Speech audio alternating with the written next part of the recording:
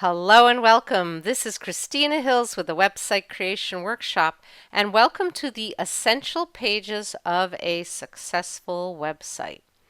And again, my name is Christina Hills. I am an international WordPress coach and teacher. My passion and gift is teaching technology and making it easy. My corporate background was as a visual effects artist. And this was before I had my daughter and before I became an online entrepreneur. I worked for George Lucas's company, Industrial Light and Magic. And I worked on such films as Star Wars, E.T. the Extraterrestrial, and Jurassic Park. Jurassic Park 2. But I'm here to talk to you about how to help you create a website that reflects your true nature as a soul-inspired person. Now, whether you want to build a spiritual website, which is my passion, or a business site, which I think most people here want to build a website or update their website for their own business. So what we're going to do today is we're going to go through the essential pages of a successful website that attracts your perfect client. And so I'm just going to jump right into it. This is called a wireframe, and I'm going to talk about this wireframe, and that is a terminology that web designers use. If you hire an expensive, fancy web designer, they'll make some kind of wireframe for you. But it's a visual way to understand a website. So your website's made of various pages. Home page, programs and services page, and underneath it you might actually have coaching or courses, an about page, a contact page, an FAQ page, testimonials page, and a blog. So these are the basic pages, and I'm going to walk you through these. So first off, your home page. This is my home page at websitecreationworkshop.com. And then here's my home page. Then I have a programs page, an about page, a contact page, and my blog. And I have lots of other pages as well, but these are the basics. And I wanted to show you one of my students, Natasha, and this is her home page. And she just went through the website creation workshop. And so here you see her home page, her programs page, her about page, her contact page, and her blog. And she built this all by herself, and she's truly thrilled. So what we're going to do is first tour these pages, right? I call them interior pages. These pages inside your site. And then we're going to discuss the home page last, right? And I'll tell you why in a bit, why we discuss the home page last. All right, so let's just start with our services. Many of us are here working online, offering services. So your services page, spell out the services you offer people. It could be phone coaching or consulting. Maybe you do Zoom calls, in-person coaching, etc. And you can call it services, you can call it coaching, you can call it work with me, sort of how you work with your clients. Providing services for people is a great way to transition from a corporate job to becoming an online entrepreneur. And that's how I got started in my business. I did setup services for people before I started my group coaching and training programs. So here is Natasha's site, and here she has her programs and services. She puts it together, and when you hover over it, there's a drop down of her different services. And here is her services listed. Now, you don't have to be offering services. I know many writers, they don't have services. You might have a products or programs page, and if you're an author, this might be called your books page. So your products or programs page, where you spell out the products or programs you offer people. So I think of a product as something you're either shipping in the mail, or maybe it's a home study course, or it's a PDF. Your products or programs could be group coaching, events, digital products, online courses, physical products, ebooks. There's many different ways you can think about it. So here's some examples: coaching, courses, trainings, products, programs, consulting, books, speaking. So your services or your products or programs, some people are going to have both, and some people might just have one or the other. So here's my programs page. When you go to my website, at the top it says programs, and these are the different programs I run because I love doing group coaching and I love doing online trainings. Here's a couple screenshots from two of my students. This gal has a reflexology university, online university, so that's her programs page. And then here's another one of my students who's an author, and so she has a books page. And then more of my students, this gal does online classes, and this other gal, she does it for body movement, and then this gal teaches prenatal classes. You can also have in-person classes. Now, I'm not saying everybody here has to be teaching online classes. I'm just showing you some examples of possibilities that you can do on your website. And I love this gal. I mean, I wish I were 7 years old and I could go to her Wild Heart Nature School in-person camp. Then another one of my students, and as I've been showing you these screenshots, you'll notice how different every website looks. And that's why I've been teaching how to build websites for the past 16 years, because every student goes through the program, creates their own unique expression of who they are. And then this one from Donna, she has a coaching package, her coaching package and programs, and she calls it Work With Me. So you can label it whatever resonates with you. And as I said, if you don't have any products or programs yet, you can skip creating this until you're ready, or if you even want to. I know many authors don't have products or programs pages, and some consultants never create programs because they do one-on-one phone or in-person consulting. All right, so let's jump over to an About Us page. And I love talking about your About Us page. And some people refer to it as your bio page.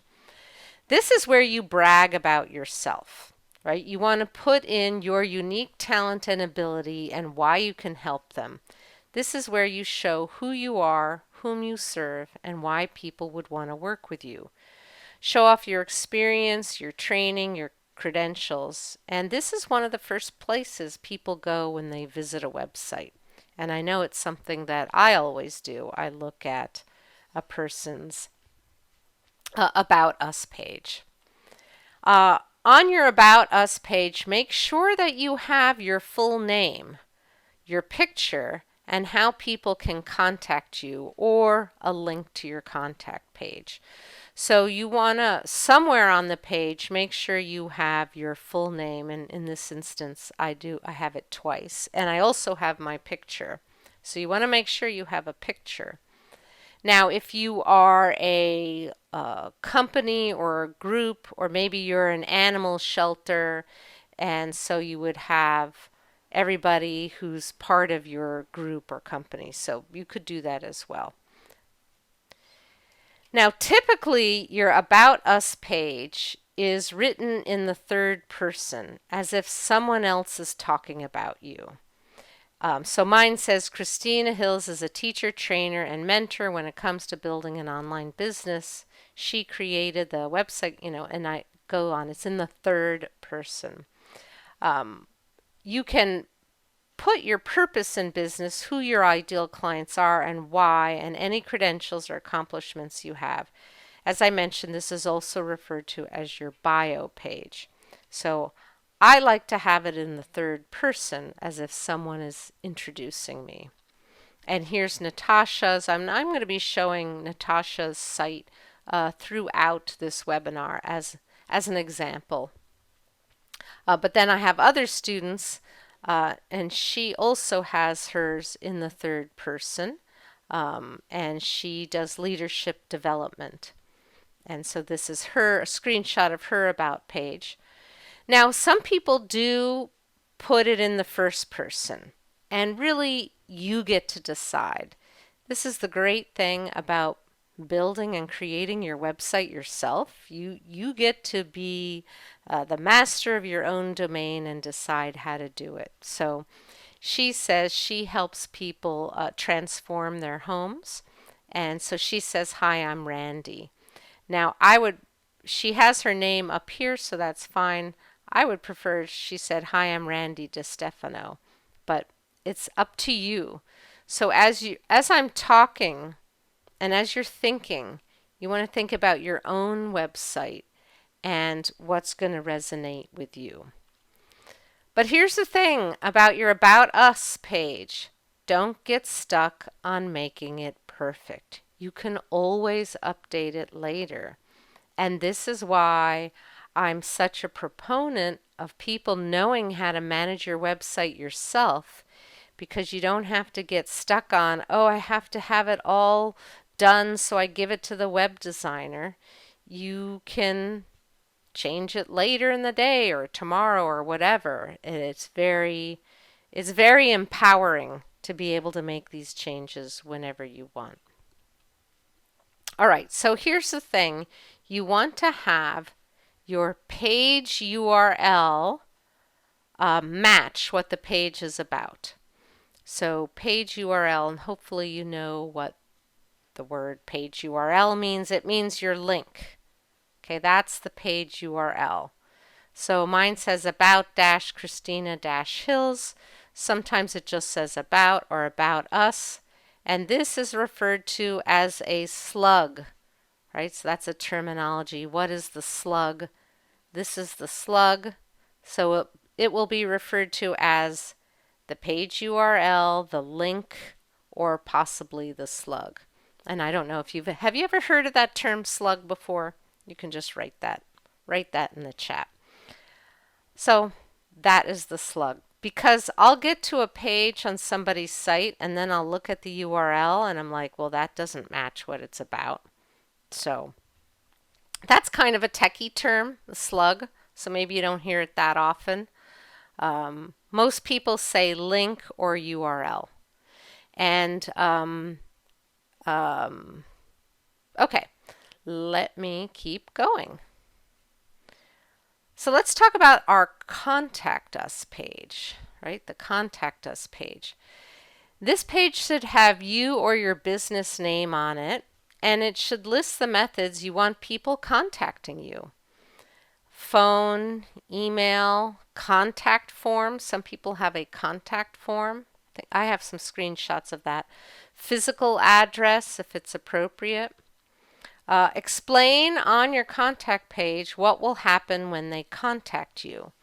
For example, we'll respond by email within 24 to 48 hours, or we respond to all phone calls on the next business day. So it's how you want to respond to people, right, on your contact page. So people want to know that you're a real person before doing business with you, and having a physical address really helps bring that credibility. But here's the thing, do not list your home address. Let me say that one more time. Do not list your home address on your website. You don't want people randomly showing up at your home. So I typically recommend people getting mailboxes, etc., or UPS store or a PO box for your contact page, not to list your home address. Or if you have a business address, that's fine too. All right, so Natasha, when I went to take a screenshot of her contact page, I love how she has a schedule a call as the first thing you see. Now, here is her contact form, right, that you can fill out if you want to send her a message. But what she really wants to do, and I just think this is brilliant, is she wants people to get on the phone with her and schedule a call so that she can get to know the person and see if you're a fit for each other. Here is Denise's, and I have other screenshots of her site later on. And you go to her contact link, and you can see here is her form. And you can either enter a question or request a 30-minute consultation. So either one, and then you can fill out the send request. And here's how you can set up an appointment with her. Okay, so back to my Contact Us page, and actually I really should have a screenshot, and maybe during the Q&A, if someone reminds me, I can show how I have all the different ways to contact me on my Contact Us form. And I happen to love maps. I don't know if you like maps. I love maps, so I included a map of San Diego here on my Contact Us page. All right, so that was the Contact Us page. Moving along, let's talk about your privacy policy page. A privacy policy page is now built into WordPress, and they make it easy. So today's training is not specifically about WordPress, and if you don't know what WordPress is, it is a platform to build websites on. But it's all built in, and anybody who has a website should have a privacy policy page. Your privacy policy explains how any personal data collected on your website will be handled. You might be thinking you're not collecting any personal data from anybody, but it's quite likely that your website technology is automatically doing it. So this is one of those annoying rules. When you have a website, you have to have a privacy policy. And you want to put it at the bottom of your site, right? So here's one of my students, Lindy, and down at the bottom, she's got a little menu in her copyright, and she has a privacy policy. So don't put the privacy policy at the top, put it at the bottom. The only instance where you might have it at the top is if you're some kind of financial advisor and you have to have it at the top. But most people have the privacy policy at the bottom. And again, it is built in to WordPress. So it's something every website needs to have. All right, so those were the essential pages of a successful website. Now what I want to talk about are other pages you might want to have on your site. And remember, I will be taking questions at the end of the presentation. Testimonials. Testimonials page. I love testimonials. I love giving testimonials. I love getting testimonials. Here's the screenshot. And I called mine stories because that's kind of a more interesting name than testimonials, but some people call it testimonials. I think I also called it stories because it was a shorter word. This is where you showcase the success stories or case studies of the people who have worked with you. So find recent clients and ask them to give you a testimonial. And after someone goes through the website creation workshop, we always ask them for a testimonial. Testimonials are good to collect right after you've worked with a person, when they're still feeling the warm glow of success with you. So if the soonest you can collect or ask for them, the better. But you can also go back to your old clients and ask for testimonials later. And it's also a great way to get feedback to improve your coaching services, your consulting services, your online courses. Sometimes people will give you really good feedback when they give you a testimonial. So here's some different ideas to name your testimonials page. You might call them case studies, you might call them success stories, or testimonials. And one of my students, he called it People I've Helped. So that was the name of his testimonials page. You can also call it rave reviews. You can add testimonials to your homepage as well. So on my homepage, when you scroll down, there are some blurbs and screenshots, testimonial screenshots. Or you can have them on your sidebar. So here's an example of a testimonial on my sidebar. All right, so now I'm moving on to, and I hope I'm not going too fast. If I'm going too fast, let me know in the chat box if I'm going too fast, but I will be taking questions. I love questions. I love interactive calls. I love helping people. All right, frequently asked questions. Frequently asked questions, or FAQ, is where you list the commonly asked questions and answers to make it easy for your website visitors to find the information they're looking for. Also, having an FAQ page on your website can reduce the amount of time you spend responding to client inquiries.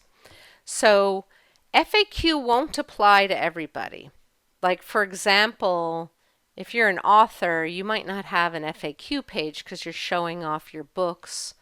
But if you work with clients, or if you're a speaker and somebody wants to book you, having an FAQ, or if you teach online courses, having an FAQ page is great to have. So it could either be about how people work with you, or you might define the terms of your industry. So if you are a healer, you might have explain the terms of healing, like what are essential oils. So that's what's here in my examples. How do you work with your clients? What is business coaching? Maybe how is business coaching different from life coaching? What are the health benefits of using essential oils, etc.? So you get to decide, do you want your FAQ page to be how people work with you, or to explain terms of your industry, or maybe a little bit of both? So with an FAQ page, it lets people find the answers to their simple question anytime they want. Like if I'm going to contact a company, I'll look at their FAQ first because maybe I've got the answer there. And here's one of my students, Mango Johnstone, and she does astrology consulting. And so she answers questions about how her astrology readings work. And on her FAQ page, if you can see my cursor, there are these little tabs, and when you click, they open up. This is called an accordion, by the way. So these tabs open up. She's totally non-techie, and she built this great site herself. Now, this gal who's a coach, and I know we have some coaches here listening to me. We have authors, we have healers, we have consultants, we have a whole range of people listening. And as I'm showing these examples, just think about how it would apply to you. So on her Work With Me coaching page, her FAQ is kind of built in, right? So this is her Work With Me, and then she's got questions about coaching. And I know it's a little faint, but when you click on each of these, it shows the answers. So on my FAQ page, I answer the questions about my beginner website creation workshop course, which is going to be starting very soon. I also have an intermediate website building course called the Website Marketing Workshop. So my FAQ answers the questions of the difference between the two. All right, so now I was going through all these different pages on your site. Let's talk about your blog. Okay, so under the blog, you'd have different articles, right? So your blog, some people refer to it as their newsletter, or some people call it their tips, and I'll show you some other examples. A blog is a wonderful way to market yourself by writing content-rich articles. When people come to your website, they want to know who you are, what you think, and how you can help them. Your home and about pages will get them off to a good start, but you want to give them more. On your blog, you can write about common issues people have in your market, create engaging article titles for your blog posts, and people will find them when they search in Google. So the great thing about having a blog and posting articles is that Google will notice, hey, this website has activity, and it is then more inclined to show you in the search results.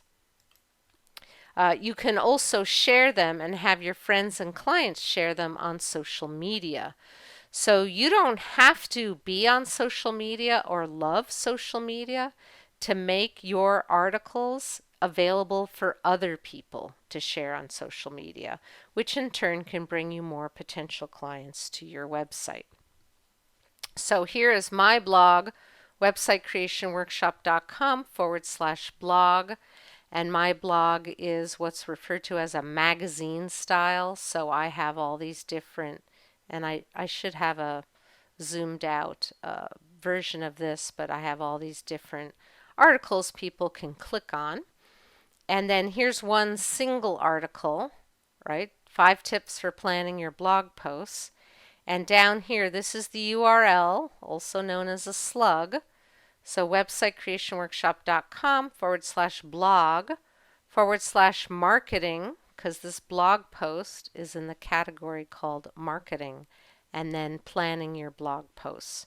So notice the URL link matches what it's about. All right, so with blog posts, you can create evergreen articles or you can create current event articles. And I'm going to explain what the difference is between evergreen and current events. And you might already know, but I'm going to go through this explanation anyways. An evergreen article is an article that is relevant last week, last month, next year. It's not tied to the news. So like the Super Bowl, that would be a news-related article that then becomes sort of outdated. But here's an article on what is a WordPress plugin, right? Because I teach WordPress, I've got an article to explain what a plugin, because not everybody who's getting started building a website knows what a plugin is. Then I also have current event articles. So this is a current event article will become outdated because it's about an event in time. Like I mentioned, the Super Bowl or the Academy Awards is an event in time. And the Super Bowl and the Academy Awards happen every year, but when it's the middle of the summer, people aren't thinking about that. Anyway, so when WordPress comes up with new versions, I always do an article about what's new in the latest version. And for those of you who don't know, this is sort of fun. I'm a jazz music aficionado. They name all their versions after a jazz musician. So this was named after Lionel. All right, so your blog posts can be anything. It can be about anything you want. It is your content marketing. So content marketing is a term you may have heard, and if you've heard the term content marketing, you can say yes in the chat if you want to. Content marketing is where you are marketing your business but giving them content, right? So I put out a blog post a week, and it is pure content. It's not selling them on anything. So sometimes you're selling someone, like trying to convince them to work with you, or you're trying to convince them to buy your program. And sometimes you're doing almost like a public service announcement. So if you're a healer, maybe somebody doesn't know the benefits of essential oils. So you might write an article on the benefits of essential oils.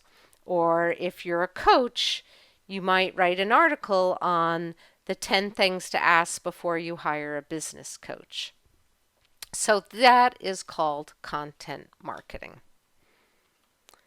So here's Natasha, and her blog is on her healing journey and other people's healing and different ways to heal. This gal, really interesting, one of my other students, her name is Nancy. She posts about what she teaches in her course. So she has a course on the Akashic Records, and here are all her articles about the Akashic Records. Benefits from learning the Akashic, giving thanks, why learn the Akashic Records equals God's memory.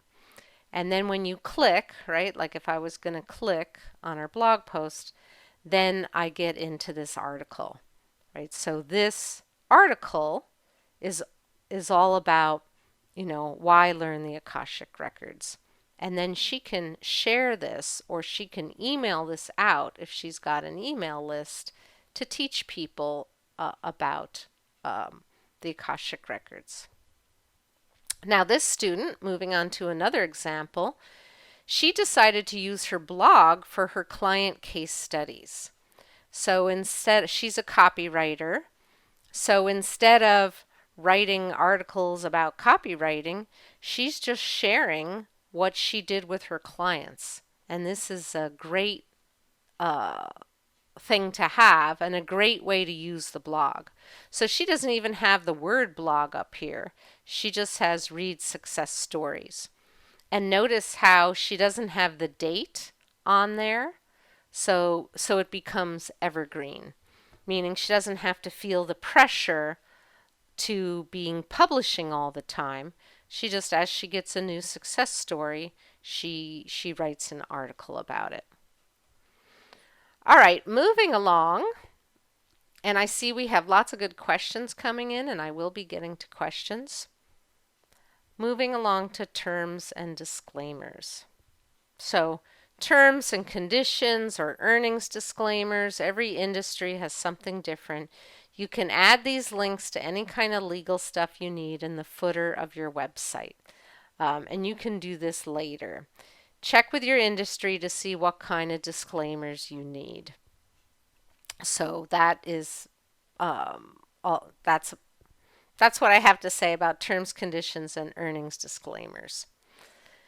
All right, so your website wireframe, I've gone through this a little bit quickly, but I want to kind of keep the pace moving. Now we can talk about your home page, right? So your home page, I like to talk about the home page last. Now, before I talk about the home page last, I just want to get this out of the way because I know we're going to get questions about landing pages. So I'm going to just take a little moment now before I dive into the home page to talk about the difference between a home page and a landing page. So your home page is like websitecreationworkshop.com. Right? I also have christinasrecipes.com, right? That is my home page to my site, and I have a menu at the top. A landing page is a special page that you build that has one purpose. And the purpose was, this was for the essential pages of a successful website. I have this PDF download, and you click and you enter your name and email. So this was a list building page to give somebody something in exchange for their email. On this landing page, you typically don't have a menu like you see on the left. Sorry, my cursor's not bigger. So when you come to a home page, a person might click around and do a lot of different things. On a landing page, there's really just one thing to do. So that's the difference between a landing page and a home page. And if you have more questions about that, I can answer that during the Q&A. All right, so back to your home page. So on your home page, it should be about them, not you. When people visit your home page, it should be about their problem and why they're coming to your site. Most people make the mistake of their home page showing off what a great expert they are, but you don't want to do that on your home page. When someone lands on your site, they want to know how you can solve their problem, right? So your home page is about them. Your About Us page is about you. So I'm just going to say that one more time. Your home page should all be about them and their thoughts and desires and how you can help them. But your About Us page then brags a little bit more about you. Now, it is easier to work on your home page last because as you build your site, your mission will become clearer.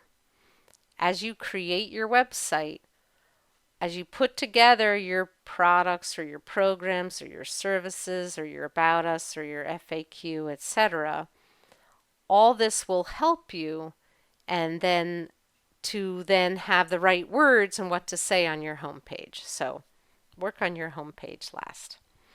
All right, so on your homepage, you want to have a clear call to action, right? So call to action is what action do you want the visitor to take? So you want to have a goal in mind when you create your homepage. This is why it's best to do it last.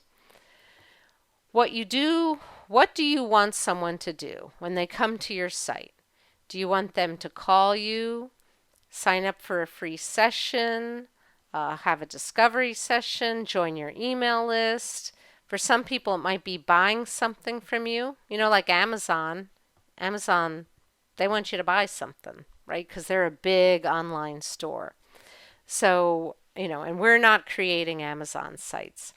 But, maybe you want them to register for something. Maybe you do a weekly free group coaching call. It's going to be different for each person.